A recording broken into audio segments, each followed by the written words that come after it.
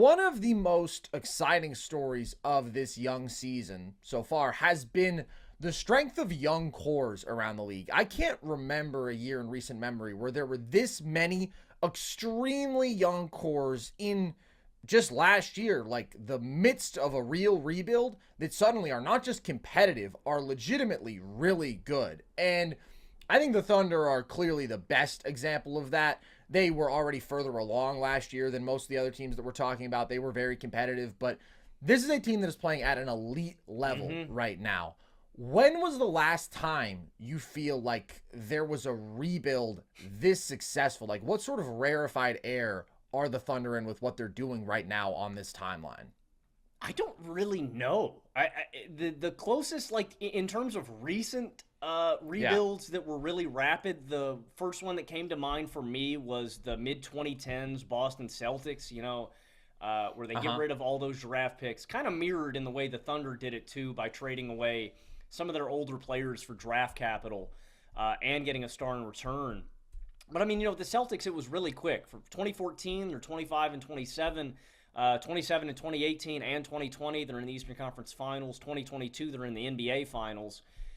And they do that mostly through the draft. They have a crazy year from Isaiah Thomas. They get Kyrie in the fold, Gordon Hayward. But it was mostly through Tatum and Brown that they've rebuilt. But the thing that makes the Thunder really unique, Carson, is that they found building blocks on both sides of the basketball, and I don't know. I mean, they perfectly complement each other. That's the really astounding thing to me, is that both of these guys are going to take separate sides of the floor, and they're going to make the team great. I don't know. Like, they have two superstars in SGA and Chet Holmgren is what I feel like. It just seemed easy for them. They're 10-4 right now. They're number 8 in offensive rating. They're number 4 in defensive rating. I'll start with defense. That was the area where I was most encouraged by the Thunder coming into this season, because every Thunder game last year, no matter if it was the second guys, the third guys, if SGA was out there or not, the team played hard. They were a feisty, competitive team. They were going to crash the glass hard. They were going to play physical, and they were going to defend you really well. But they really lacked in size and strength on the inside. And Chet is astounding. Chet might be the rookie of the year right now over Wemby, man. He's holding players 11% below their average field goal percentage inside of 6 feet on 10 field goals defended per game. The feel defensively, the positioning, the timing. Chet transforms his defense. He's averaging 2 blocks a night, while providing great offense to this team.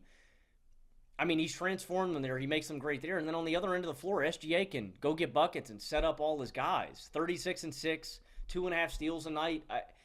I don't know, Carson. I mean, the Thunder legitimately have their 2 building blocks for the future. And then an awesome tertiary guy who I know you've loved since last season, man, and Jalen Williams, who's playing great defense too, 18, 4, and 3. I mean, it's ridiculous that they already have their building blocks that are superstars for the future. But, Carson, they've got another third guy who's great. They've got movable young assets, and they've got still a ton of draft capital here on out. I mean, the Thunder have, I don't know how you could rebuild any better. Put Sam Presti in the Hall of Fame, man. Yeah. Like, they are legitimately, I don't know who it is. I don't know what player it is. I mean, it feels like they are one move away, one superstar move away, or one more, I don't know, home run draft pick away from, like, being NBA Finals contenders. And I don't even think they're that far away now, man. The Thunder are awesome, dude. This may be is this the greatest rebuild ever, Carson? Sam Presti is a genius, man. And by the way, this is the second time he's done this. When we're talking about the other great rebuilds in recent memory, the Celtics is a good one. Also weird, though, because it never felt like they launched into full rebuild. They had 1 year when they sucked, and then they were accruing picks from the Nets, who sucked because they made a terrible investment in that trade. They remained quite competitive throughout that all. I think you have to look at the big 3 Warriors as the most successful rebuild of the last, probably of this century, because that original core before the Kevin Durant trade, like the 2015 title team, 4 of those 5 starters were homegrown. 3 of them were 24 or younger that season. Steph was the old man of that group at 26. Like, that is the actual dream of a rebuild. And then the Sixers, the process is the other one that you think of in recent years. I have higher expectations for OKC. I think that they can achieve more. And a big part of that is the latest crown jewel of this rebuild, that being Chet Holmgren, who I have always been such a big fan of.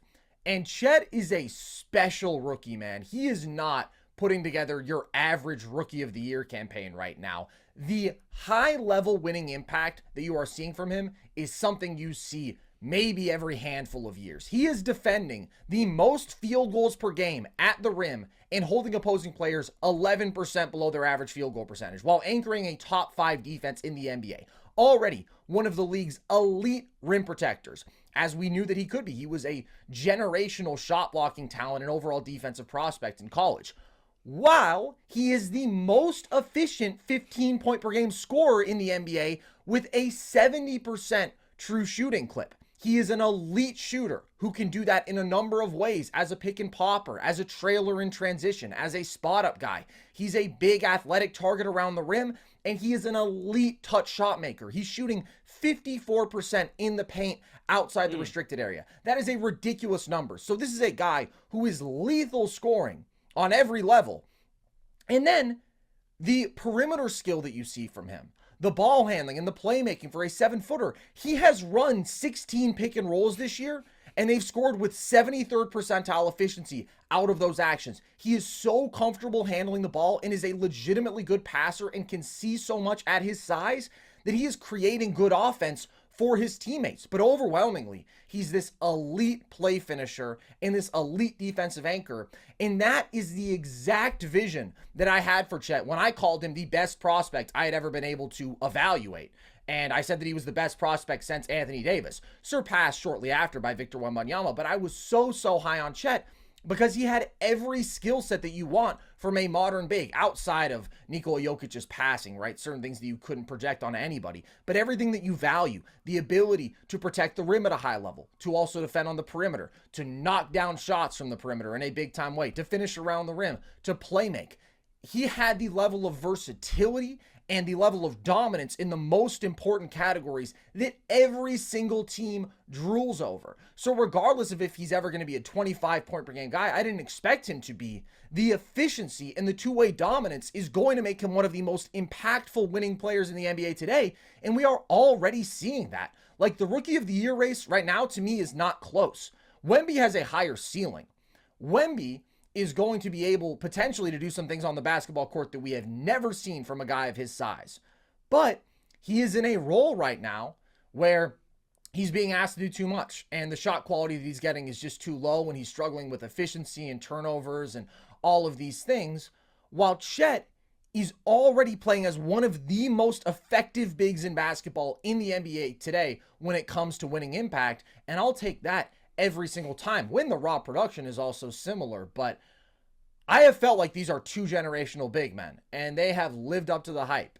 And I think that a lot of people really forgot about Chet, and a lot of people doubted Chet, whether it was because of his build, whether it was because people called him the next Kevin Durant in high school, and that's never really what it was. I don't think people really like Chet's personality. I agree.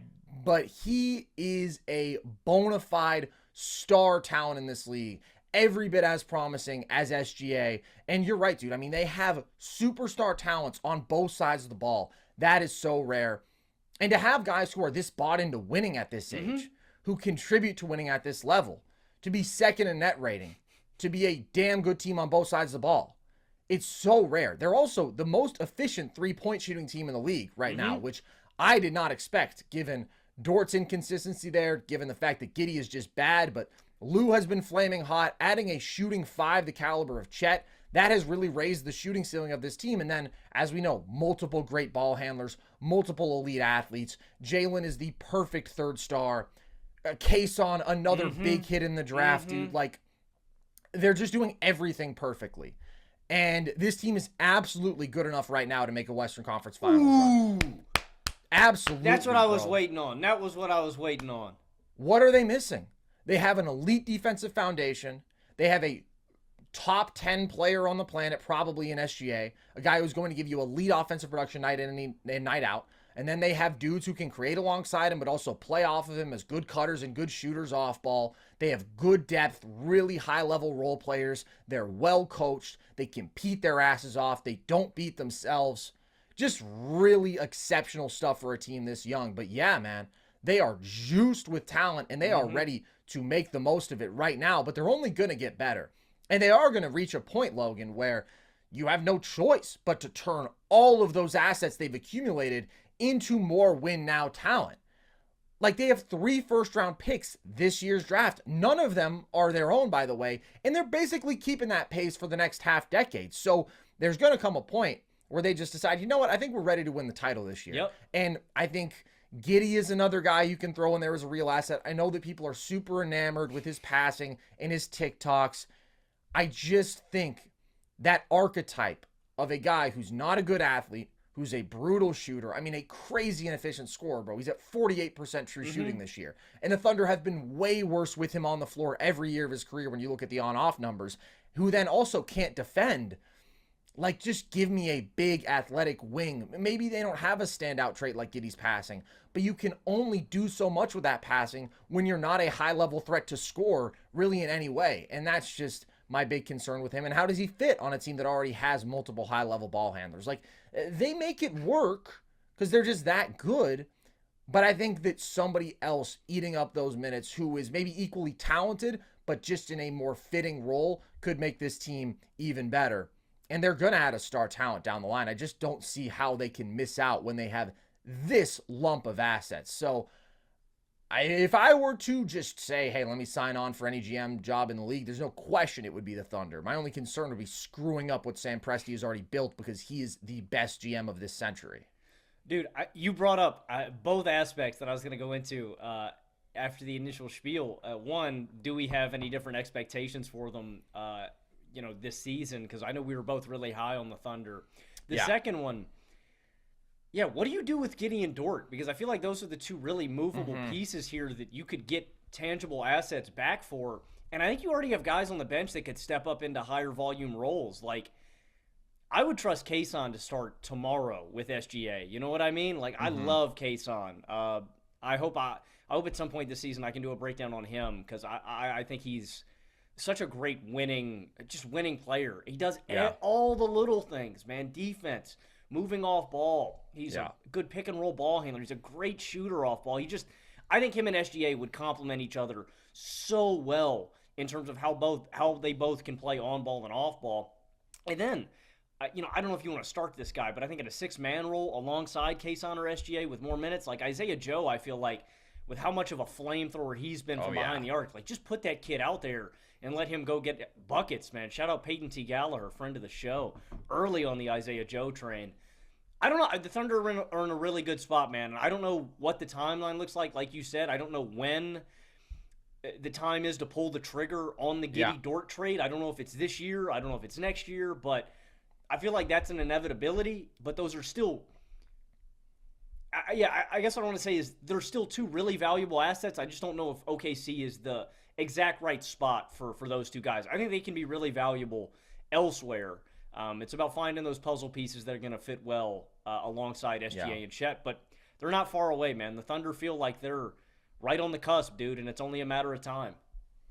Yeah, I agree with you. I mean, if Dort would shoot like this for an entire season, I wouldn't really want to give him up. But yeah, it's not going to be this year. I think you have to be content with just being this good, this young. But maybe next year when you start thinking about, all right, do we want to give Josh Giddey a big extension or do we want to try to sell high?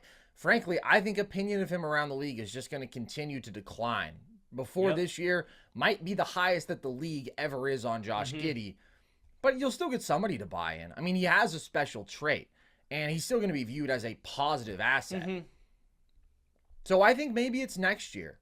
And when it does happen, the rest of the league, man, is going to be in serious trouble. They already are. You talk about how high we were on the Thunder. Being really high on them for me was like, I think they're the 5 seed. I think they're a really tough out in the first round of the playoffs that maybe can beat anybody, but I'll probably take some of the more established top dogs of the conference. I'm higher on them now. I really, really think they can make a Western Conference Finals run. It's as we've said, everybody is flawed, but they check so many boxes. It's incredible. And when we talk about the best rebuilds in recent memory, maybe some people would say the Nuggets because Jokic, Murray, and MPJ were all homegrown, but That's another team. They didn't ever bottom out nearly enough. Like, Jamal's the only top 10 pick out of that group. And then they did bring in some really key pieces like KCP, Aaron Gordon, Bruce Brown. They don't feel like as true of a rebuild to me. What Sam Presti did 15 years ago, I mean, hitting in back-to-back-to-back drafts with KD, Russell Westbrook, and James Harden, and now to have so consistently kept OKC competitive when they wanted to be in the years after KD left, and now the rebuild that they've done is the most successful that we can think of since a literal dynasty started, man. I mean, that dude is the GOAT. He is the GOAT. But as we said, the Thunder are not alone in being a really good, really young team this year. Another who has stood out is the Orlando Magic, who currently have the best defensive rating in basketball, who are sitting at 9-5. Another team that we were excited about, that we were high on coming into this year, but not this high on. What do you make of what we've seen from Orlando? And do you think that they actually have the best defense in basketball? I don't know about the best defense in basketball. That's a tough question. I feel like I marginally still prefer the Timberwolves. Maybe Boston too. I don't know.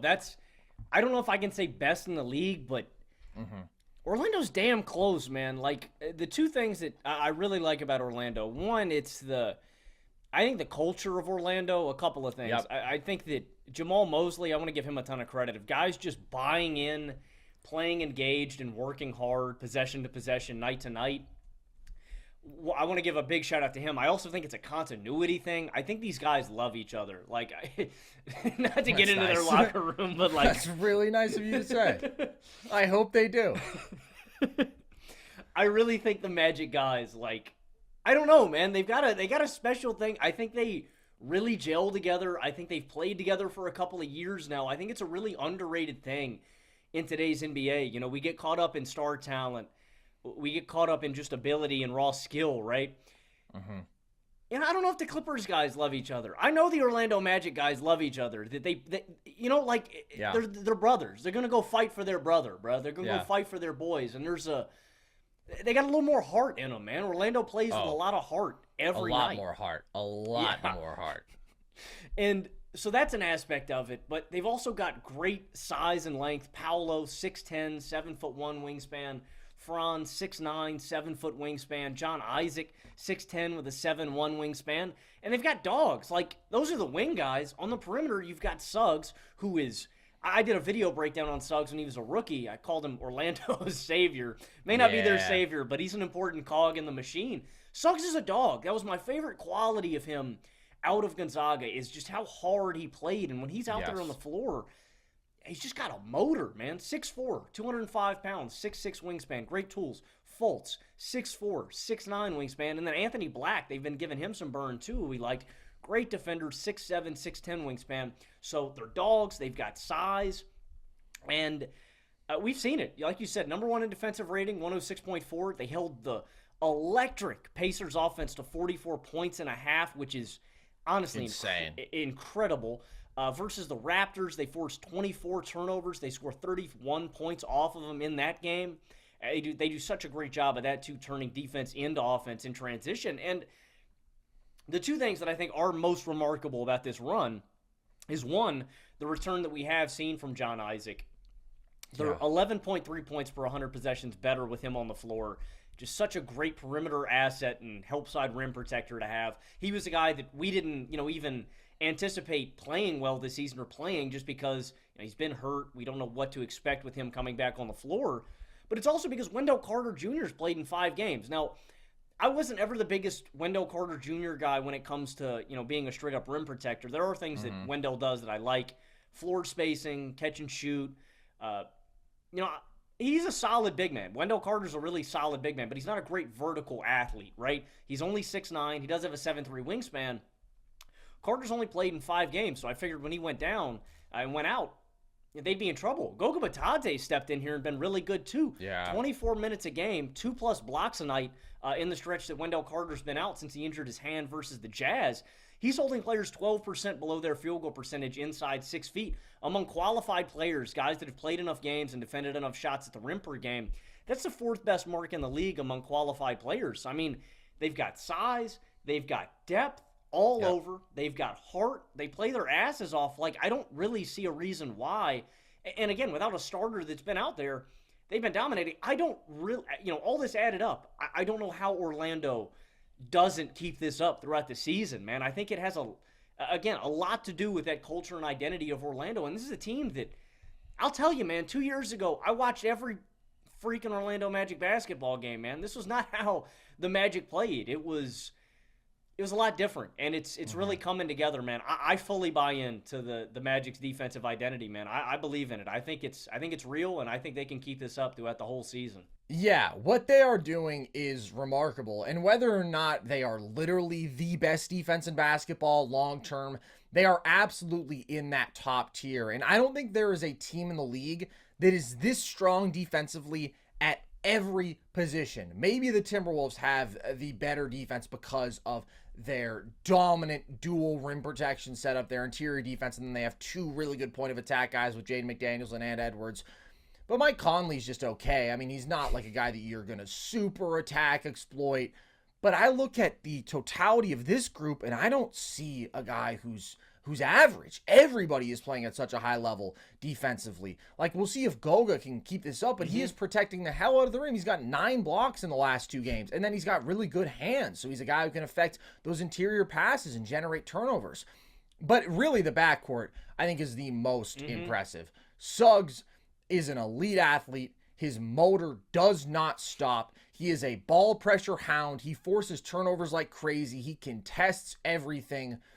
It's just an awesome example of how an uber talented guy, a top 5 pick, can underwhelm early in their career and still make the most out of what they do well. He's always had that in him, but he is having such a positive impact on the game by leaning into it to the largest possible extent. And then offensively, he's just figuring out enough, right? Like, he's actually shooting the ball decently, which his rookie year was awful. Last year was still pretty bad. Now he's a solid 35% three-point shooter out in transition. He's getting out there and running. Every once in a while, he'll cut, weaponize his athleticism. It's no longer the vision pre-draft that maybe some people had. Logan, I know you love Jalen Suggs, of this being a guy who can run your offense out of pick and roll and whatnot.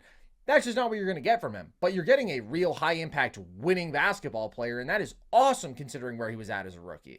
And the one other thing that I've loved from Suggs this season is how much more physical he's been and aggressive driving the hoop, right? Like, yes, you're right, because Suggs was always a janky pull-up shooter. I know that I kind of got caught up in his pull-up jump shooting because he had all these big shots during the tournament run, and I was like, oh, that's going to be his primary strength. Suggs' primary strength is getting downhill and weaponizing his strength, and he's a really good finisher through contact. And you're right, especially in this situation with guys like Fultz or like Cole Anthony, when you have other scoring guards, you can play off ball. I completely agree with you. I think he's leaning into his strengths more than ever this season. Yeah, and he's been finishing at the rim more efficiently. He still has no touch from that intermediate range, but that's fine. You don't need him to be a really good offensive player. You just need him to be an okay one, and he is right now. And then Anthony Black as a rookie defender is a monster, bro. Like, it's tough to overstate. This is a huge backcourt, and this is a crazy athletic backcourt, and these are two maniacally competitive dudes whose motors just do not stop, bro. Like, they will recover from positions you just don't think it's possible. They will pursue you with a level of intensity. They will apply a level of ball pressure that you're just like, man, no other backcourt in the league is really doing it like this. They're just a nightmare to deal with. And then, yeah, you have two big athletic wings who can handle multiple matchups. You have Goga on that back line doing a really good job right now. And their best defender is on their bench, bro. You gave the on-off stats for Jonathan Isaac. He's averaging 2.4 stocks in 14 minutes per game. He is one of the premier defenders, one of the premier defensive playmakers we've had in this league in the past decade. He just can never stay on the floor. And one of the things when we were talking about our preseason expectations for the Magic, I was like, if Jonathan Isaac is out there, then I give Orlando another 5 wins from where I have them right now. I had them in the 9 seed, tied for the same record with the Pacers, actually. And I wish I had been higher on both those teams. I had them in my 7 and 8. Oh, well, I liked them both. But what's interesting is it felt like with both of them, there was a very clear side of the ball on which they were going to be very good. I thought the Pacers were going to be a very good offense and a below-average defense. I thought Orlando despite being young, is going to be a very good defense and a below average offense. I just didn't think either one would be literally the best in the league on the side of the ball where they are great. And that has been the case for both of them. Number 1 defense, Orlando. Number 1 offense, Indiana. That is rare stuff from cores this young. But Isaac is a monster.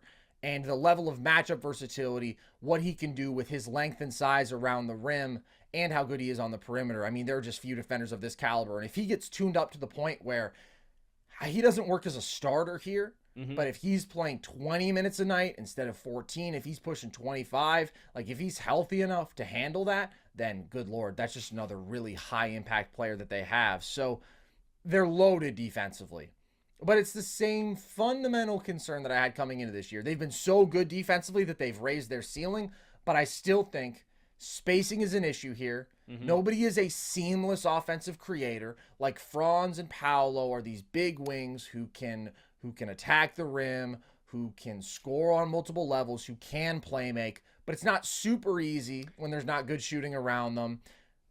So that's going to limit what they can be. And if they're an average offense, I would consider that a success. And that just, again, makes it hard to win multiple playoff series in a row against really good teams. But nobody is going to want to play them. Nobody is going to want to have to deal with these dudes for 7 games. And can they win a playoff series? I might not bet on it, but I really think that they can. Being this big, this physical, this athletic defensively, and being even capable offensively. And I do think Franz is going to play better as the year goes along. Having Fultz out there more, first of all, I don't know if we can count on that. And I don't really like his fit offensively, but he is another talented offensive player. Maybe he could help things a little bit. Regardless, they're just really, really good for where they are at in terms of the timeline of their rebuild, and it's been so fun to watch. I think you lay out my primary concerns with them in a playoff series for sure. It's offensively, but I think something that's going to keep Orlando afloat in a playoff series and throughout the season, regardless, is 2 guys we haven't mentioned. Mo Wagner is awesome off the bench in terms of just bucket getting. Like you talk about the value of having floor spacing 5. You know, again, they don't have great spacing, but when Wagner's out there and his chemistry, man, I love. I know I talk about this anytime we bring up Orlando, dude. His chemistry with Franz is so sick. Like you can just tell. I think they're both German. I want to say. That makes sense. It's got to be the German connection. It's awesome, dude. It's like a Peyton Marvin thing. It's like when, you know, me and my dad had this connection, dude. When I'd run routes against the Figment defense, dude, me and him would always dot up each other. He always knew what route I was running, dude. It's awesome to see. But him, Mo off the bench is awesome. You know, 10 to 15 a night consistently. And then Cole Anthony, too, who, you know, Cole's a little more inconsistent. But again, in that 6-man role as a bench, I don't know if you can ask for a better guy out there. I love this Orlando Magic team. And their depth, I think, is really underrated. Because like we said, with with Wendell Carter out, man, I feel like they're deep, man, and it's really valuable in terms of regular season production too. Absolutely. I'm just astounded that it's happened this fast, man, with these teams. And you didn't mention Gary Harris, who is also good. Man.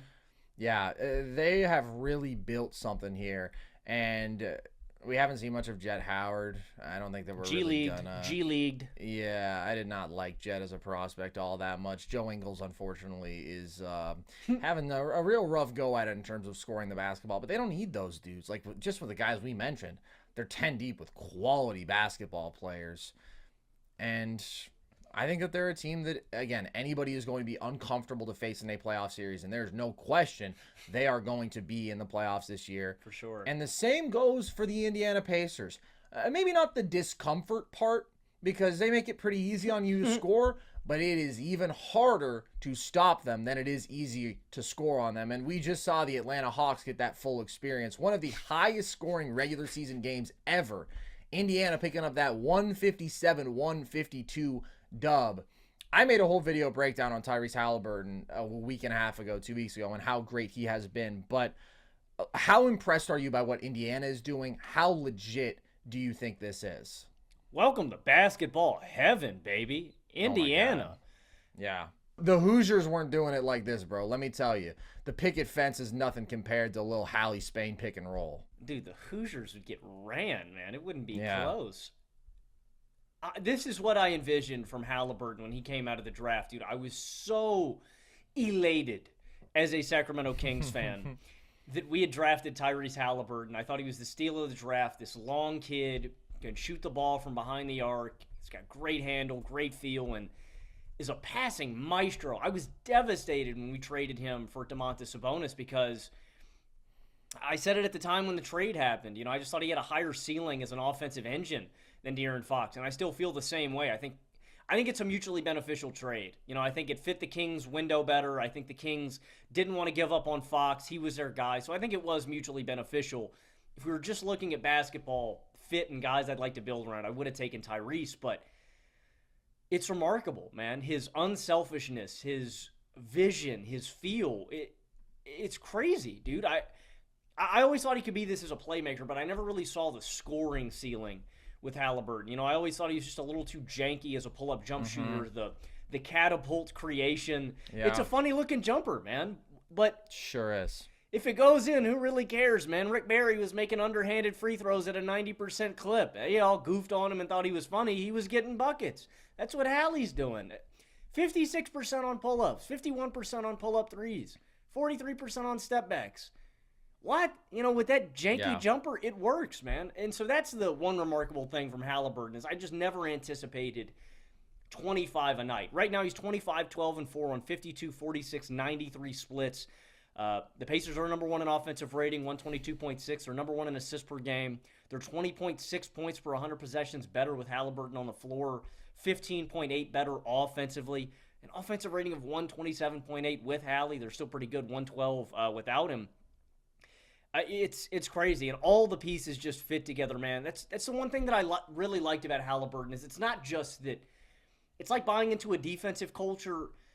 When you have a guy this unselfish that is looking to make plays for you, it encourages you as an off-ball player to be more aware, to play off of him, and to play good basketball. Like, all of these guys are just empowered to be more engaged off ball, and Haliburton unlocks all of them. Miles Turner is like the perfect big man that you could have alongside Hallie, attacking and abusing mismatches on the low block, actually spacing the floor, having Buddy Hield off ball as a 40% shooter, Bruce Brown as a supplementary ball handler and kind of do-it-all guy, Aaron Nesmith as another guy, Obi Toppin, an explosive rim runner, can attack closeouts. Like, yeah, they're loaded, man, and they're all amplified by Haliburton and encouraged to play selfless, beautiful, flowing basketball, and they just score points in a flurry. I agree with you, Carson. If I am a team in the Eastern Conference, I do not want to run into the Orlando Magic because I think they can suffocate us, and I do not want to run into the Indiana Pacers because it's a track meet. Try and keep up with us. Like, here's some hypotheticals. Like, I don't know what I'd predict right now because, again, we've got a long way out before the playoffs and before we can really see what these matchups are going to look like. But, like, hey, if it's the Cavaliers versus Indiana, right, or if it's the Cavaliers versus Orlando with their offensive struggles, who am I going to pick? I don't know if I'd pick Cleveland. The Knicks with their Julius Randle problem. These are teams that I think could win a playoff series. And like you said, dude, I would not want to see them in the first round. They would scare me. Yeah.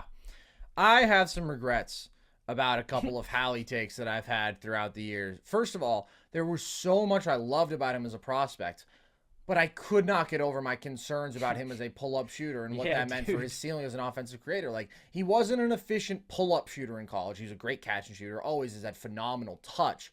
But that ugly-ass release you think is a lot tougher to get off when you're in an on-ball situation. You're trying to create that shot for yourself. And it's unbelievable. He's making the second most pull-up threes in basketball. He's like as deadly. He can pull from so deep. He's so comfortable on the step backs, and he is so deadly accurate. I mean, he had 9 threes by the end of the third quarter in that game yesterday and scored 26 points in the third. And that's another thing that I feel generally some people miss the mark on. And maybe I even undersold how great he was in this capacity. And that is just how dominant he is as a scorer. Like, coming into this year, I remember seeing a Twitter debate about if Hallie was actually warping defenses, if he was demanding lots of attention to create opportunities for his teammates, or if he was just sort of doing like the Rajon Rondo type beat where you're basically just like hitting dudes in their spots. You're not really doing anything, but you have the ball so much that you rack up assists. No disrespect to Rondo, but I just mean like he's not a dude who was really going to threaten you as a scorer and therefore open up a lot of those opportunities that the really great offensive players do. But he unequivocally does. He can take over scoring at any moment. And you've seen that, dude. The Hornets tried to trap him late in their game because he had 43 on them, and he dissected them. The Hawks were trapping him before half court in the fourth quarter of this game. Anything to get the ball out of his hands. That is the level of offensive threat that you are looking at right now. And yeah, he has good complementary talent alongside him. The Pacers are an elite shooting team. They're third in threes made. They're fourth in three-point percentage. He's part of that, but like lethal spot-up dudes all around. I laughed because you just said another guy for Aaron Nesmith. Like, Aaron Nesmith is that dude. Oh, he's good, yeah. I know. It was just funny that was all he got. Miles Turner is the perfect pick-and-pop guy who can bully these mismatches. Bruce Brown's a great secondary ball handler. Bro. Aaron Nesmith is out there. Like, he's an elite shooter. He's a really good transition player. He's more comfortable putting the ball on the floor and attacking closeouts now than he has been in previous years. So props to all those dudes. And then they lean into another thing Tyrese does really well, which is push the tempo. He is maybe the best hit-ahead passer in the NBA today, but also just as a ball handler, right? He can see everything at his height. He can threaten you as a driver, and then he can make pretty much every pass in the books. And Obi is a really good partner there. Like, I don't think Obi Toppin's a good basketball player, if we're just being honest. But he's athletic, and he runs the floor hard, and as a cutter, he's pretty good, and that's kind of all they're asking him to do. Like, he still hasn't figured out the shot, and he's got no wiggle to his game, reasons that I wasn't super high on him as a prospect. But in this role, shit, Tyrese makes him look all right, and that's just what he does. He elevates everybody around him. He is a true offensive genius. Nobody has ever averaged 24 and 12 in a season, Logan. Nobody. And he is doing it on 68% true shooting. And he's in rarefied air. The last time we saw a dude this young carry an offense to the top of the league like this was Luka Doncic in his second year when he made the Dallas Mavericks the best offense in the NBA, and by offensive rating, the best in NBA history, which isn't the best way to measure it because offensive rating is just climbing league-wide. Like, the Pacers' offensive rating right now is 6.5 points higher than what the Mavs did that year. But when you're looking at a dude who just has spot-up shooters around him, who has okay rim runners, but he is so completely in control of the game, such a dominant scoring threat, and such a brilliant playmaker, making the most of the attention he demands, amplifying everybody around him, to be the best offense in basketball, that's what Hallie's doing right now. There's nobody approaching a second star here. Buddy's one of the best shooters ever. Turner is a really good complementary big. But there's one dude making it all go, and that's what he's doing. And Trey's another guy who really young, carried an offense to be really, really good. Like in his fourth year, the Hawks were the number 2 offense. But I do prefer Hallie's skill set. I prefer Hallie in basically all these head-to-head comparisons that we're seeing right now, because whenever a guy takes a leap, it feels like that's where the mind go. All right, would you take this guy or that guy? Our friends over at Pick a Side, they love it. They love doing the game with Hallie or Fox, Hallie or Trey, Hallie or Maxey. And I'm taking Hallie over all of those guys right now. I think when you compare him to Trey, Hallie is so brutally efficient as a scorer. He is a better pull-up shooter, and he doesn't have those stretches where he can suffocate your offense by taking bad shots. He's never going to do that. He is never going to force the issue. He's always going to make the right play. And if there's any criticism of Hallie offensively, it's that sometimes he's too willing to give up the ball early in a possession without creating a real advantage because he doesn't want things to stagnate. And that's like a really, really nitpicky thing, because for the most part, it's just the second he sees that second defender, oh, great. Why would I try to score on 2 defenders? Let me make the most of the attention that I'm getting. Let me create for my teammate. And then he is less of a glaring liability defensively than a guy like Trey. He's still not good there, but he's less exploitable just because of his size and length advantages. Versus Maxey, you will not find a bigger Tyrese Maxey fan on the planet, bro. I have been hyping him up for so long, since he was a draft prospect. I said he was the best pure scoring talent in that class. But there's just a difference in the ability to amplify teammates that is so significant. Maxey is a lethal pure scorer. But I do think he benefits from being the second best offensive player on his team alongside Joel Embiid. And look at the guy who has somehow, with role players alongside him, led a team offense to be better than what the Sixers have with both Maxey and Embiid. That's Hallie, man. And it may not always show up on the stat sheet with the scoring numbers, but how consistently he is creating great shots for his teammates every possession down the floor. Maxey just is not at that level of master manipulation of the game. And then when it comes to Fox, bro, it's the same principle. Foxy is a tough-ass bucket, and his speed kills, and he is a great mid-range shooter right now.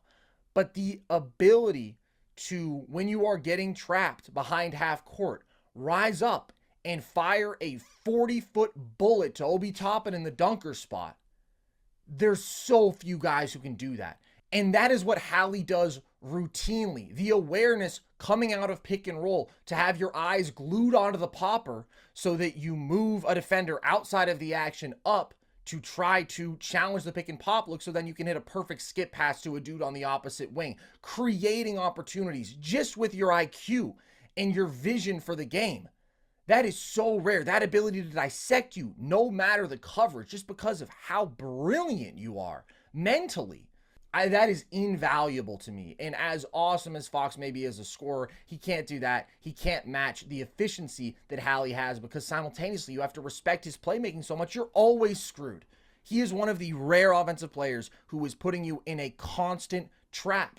And I think he's an MVP candidate right now. I can't overlook what he's doing for this offense. Burner right now. You're on a burner right now, Carson. Yeah. I was just about to say, does he have MVP level upside, man? Yeah, man, I can see what you're thinking, bro. You and Jimmy got that chemistry out on the football field against nobody. You and I got that chemistry on the pod. I do.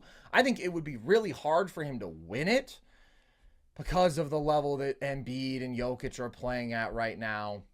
But he's on the short list. I think he's a top 5 MVP candidate right now. I mean, this singular elevation of an offense is rare.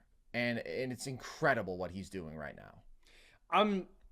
I'm not gonna lie, like I'm still upset, like a little bit that the Kings made the move, man. I'm not gonna lie. Like I will say, I don't think this is gonna end up being a win-win. I think maybe it's a win-win. Oh no, that's what because the Kings just had a great season. I think Hallie's gonna be a good bit better than Fox long term, and I love Fox, but Hallie is different, man. I completely agree. That's what I saw at the time, man. It was just like I can see a greater vision with Hallie, meaning more to great offense, and it's awesome seeing it fully visualized. And again, I didn't even see, I saw 20 and 10 a night. I saw 22 and 10 efficiently. I didn't see MVP level upside. I certainly didn't see this level of scoring upside. Hallie's the real deal, dude. And it's not that you could put anybody alongside him, but I really think that's the beauty is if you have any aspect of an offensive scoring game that you excel at, if you are a great shooter, if you are a great rim runner, Hallie's going to maximize your abilities and make you a better basketball player. And the Pacers are on the rise, man. Again, man, I didn't expect Hallie to do it this fast, dude. One offseason and boom, he's there. He's taking the leap. He's one of my favorite players in the league, dude. He's awesome. Yeah, and he did take a real leap last year. I mean, he was obviously an all-star, but now we're looking at a top 15 level player. And when I talk about the Hallie regrets, I can't believe that I didn't have him in my top 10 guys 25 and under to build around. I had Trey in that 10 spot over him. I would boot Trey in a second. I would move Hallie above a few guys. Man, like he is special. And another thing that he's so brilliant at is taking care of the ball. Like generally, dude, the truly great playmakers can't have super low turnover numbers because they're going to attempt things that other dudes just won't. And more often than not, they're going to be such great passers that pays off. It goes in the right direction. But every once in a while, guess what? Turns out you actually couldn't fit in that pass, trying to sneak it between two defenders, a bounce past Aaron Gordon, Jokic, or you couldn't connect on that touchdown pass in transition where you thought that he was behind the defense. It's like what you see with a great quarterback. Right? Patrick Mahomes, a guy who's going to try stuff that other dudes just won't. More often than not, it's going to pay off, but also he's probably going to make a couple more mistakes than your Alex Smith, your hyper-conservative guy.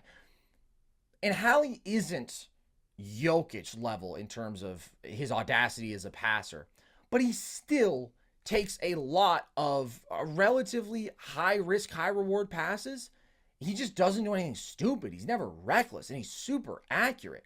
So he's able to create such high value opportunities without also the downside of high turnover numbers. Like there were a couple times last game where he's dealing with a trap and, maybe he makes a mistake. But for the most part, I mean, his turnover rate is crazy low while his assist rate is the highest in the league. I don't need to say any more. If you guys want to watch the video essay I made about this dude, you can. But I just don't think we can say that the Hallie hype is going too far. I understand that it's been 12 games of him playing, but this is so real. This is so real. And when you're watching him every time out there, you can just see it. There's nothing you can do to mess with this guy right now. It's unbelievable. Any final thoughts, Logan, before we get out of here? Jarris Walker will be him one day, not right now. Yeah, dude. Yeah, I cannot wait for Jarris Walker to actually play. That's going to be really great. One last young core that I think does deserve a bit of a shout out. I'm definitely lower on them than any of the other ones, but the Rockets have at least taken a step in the right direction. And of course, they're on a skid now. They're back down to 6-6. I don't think they're a legitimately good basketball team. I'm bummed that we haven't seen more Amen, and Jabari has been playing better than last year, but didn't quite take the full leap that I did. Jalen Green is still struggling as a scorer with efficiency. Like, there are issues there, but culturally, I just think they've taken such a step in the right direction. The level that they're defending at, Şengün just keeps getting better. They're a step down from all these other cores, both in terms of how much I like them right now and going forward, honestly. But they've still taken a real step in the right direction, and I think they deserve props for that. Unlike the Detroit Pistons, who I was excited about through 3 games and unfortunately just sucked. I do want to have a real Cade conversation at some point down the line, because I think it's very interesting how some people are viewing that situation. I understand that the efficiency is brutal, and he does have a couple offensive limitations, but he's basically an offensive hell. Yeah, man. He's in spacing hell. He is. No, he really is. So we'll have that conversation some other time. But for now, hope you guys enjoyed this one. If you did, the good news is you can find all of our shows with video at the Nerd Sesh YouTube page, not the Volume YouTube page. I repeat, every Volume show is now on its own YouTube page, so that's where you will go for the full shows. You can also listen to our podcast across audio platforms. You can follow us across social, TikTok and Instagram at NerdSesh, Twitter at Nerd_Sesh. You can join our Discord. That is at the link tree across our social media bios. And you can check out our merch. I'm wearing the Nerd Sesh hat. We got flags. Logan's got the Volume hat. All of that is also at our link tree or at thevolume.com. So with that, as always, appreciate you guys. Very happy Thanksgiving to you. I have been Carson Breber. I have been Logan Camden. And this was Nerd Sesh.